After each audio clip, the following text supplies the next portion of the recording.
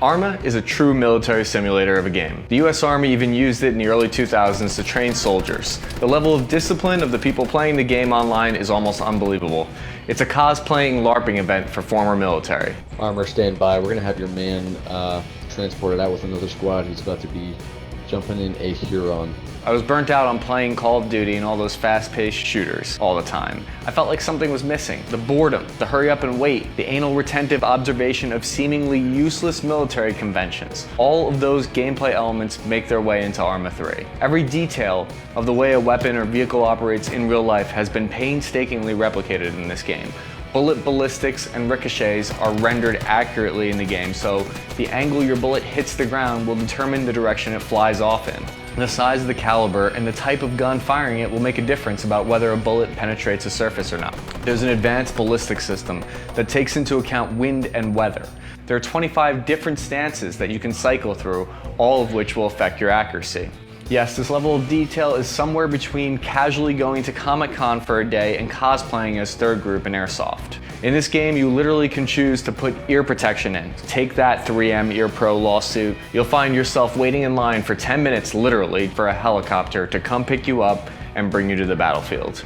Now when you land and one of them gets shot, you actually find a sense of attachment come over you and a feeling that you need to go and revive Sergeant Too Much Salt 77 because you know he's 35 years old, has 2 kids in real life, and only gets a few hours a week to play the game. When your teammate is hit, you have to drag them by their plate carrier to safety before you perform first aid. Your barrel can overheat, and these are some of the details you have to consider in the game. Hey, do you guys know where Charlie Squad is? Oi! Oi, Captain, oi!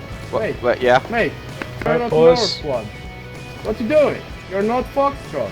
Listen, stay in your lane. I'm gonna go find my squad.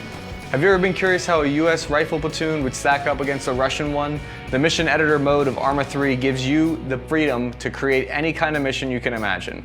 You can place 3 Russian rifle squads in a village and then have a US Special Forces team a few miles away and put yourself in control of it. If you ever caught yourself sitting in the desert telling your buddy, if I was in charge, we would have won the war already, well, now's your chance to prove it. That's actually where the fun of Arma comes in. It's those moments when you're not shooting, when you're planning the mission beforehand, choosing your tactical equipment is half the fun.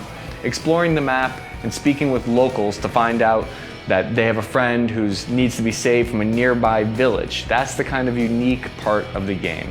Personally, I think virtual reality and games like this can help train soldiers and will likely become more relevant to training in the future as the technology becomes more capable and realistic. Training in real life costs the military a lot of money, and while there's no substitute for live ammunition, these kind of games have been found to be very useful by the military.